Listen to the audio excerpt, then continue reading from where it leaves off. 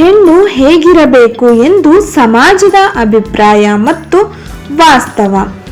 ಸಮಾಜದ ಮಾತುಗಳು. ಜನರು ಹೀಗೆ ಹೇಳುತ್ತಾರೆ: ಸುಮ್ಮನೆ ಇದ್ದರೆ ಇವಳು ತುಂಬಾ ಅಹಂಕಾರಿ, ಯಾರೊಂದಿಗೂ ಕೂಡ ಬೆರೆಯುವುದಿಲ್ಲ ಎಂದು ಹೇಳುತ್ತಾರೆ. ಹೆಚ್ಚು ಮಾತನಾಡಿದರೆ ನೋಡಿ ಎಷ್ಟು ಜಂಬ, ಇವಳಿಗೆ ಇಷ್ಟು ಮಾತು ಏಕೆ ಎಂದು ಅವರೇ ಹೇಳುತ್ತಾರೆ. ಒಳ್ಳೆಯವಳು ಆಗಿದ್ದರೆ ತುಂಬಾ ಅಮಾಯಕಿ, ಇವಳನ್ನು ಸುಲಭವಾಗಿ ಬಳಸಿಕೊಳ್ಳಬಹುದು ಎನ್ನುತ್ತಾರೆ. ಕೆಟ್ಟವಳು ಆಗಿದ್ದರೆ ಈ ಹೆಣ್ಣಿನ ಸ್ವಭಾವವೇ ಸರಿಯಿಲ್ಲ, ಯಾರಿಗೂ ಕೂಡ ಗೌರವ ಕೊಡುವುದಿಲ್ಲ, ಇವಳು ತುಂಬಾ ಕೆಟ್ಟವಳು ಎಂದು ಅವರೇ ಹೇಳಿಕೊಳ್ಳುತ್ತಾರೆ.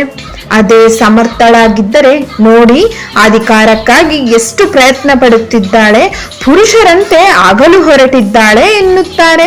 ನಿಮ್ಮ ಧೈರ್ಯ ಮತ್ತು ವಾಸ್ತವ. ನಿಮಗಾಗಿ ಚಿಕ್ಕ ಸಂದೇಶ.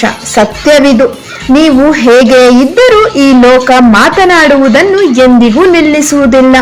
ನಿಮ್ಮ ಸ್ವಭಾವ, ನಿಮ್ಮ ಒಳ್ಳೆಯತನ ಮತ್ತು ಸ್ವಂತಿಕೆಯನ್ನ ಎಂದಿಗೂ ಬಿಟ್ಟುಕೊಡಬೇಡಿ.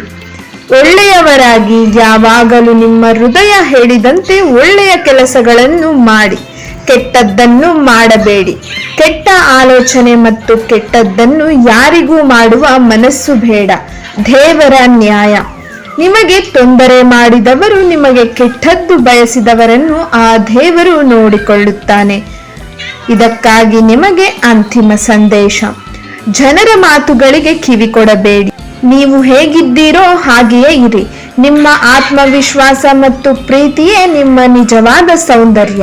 ಈ ವಿಡಿಯೋ ನಿಮಗೆ ಹೇಗೆ ಅನಿಸಿದೆ ಎಂದು ಕಮೆಂಟ್ ಬಾಕ್ಸ್ನಲ್ಲಿ ತಿಳಿಸಿ. ಇಲ್ಲಿಯವರೆಗೆ ವಿಡಿಯೋ ನೋಡಿದ್ದಕ್ಕಾಗಿ ನಿಮಗೆ ಧನ್ಯವಾದಗಳು.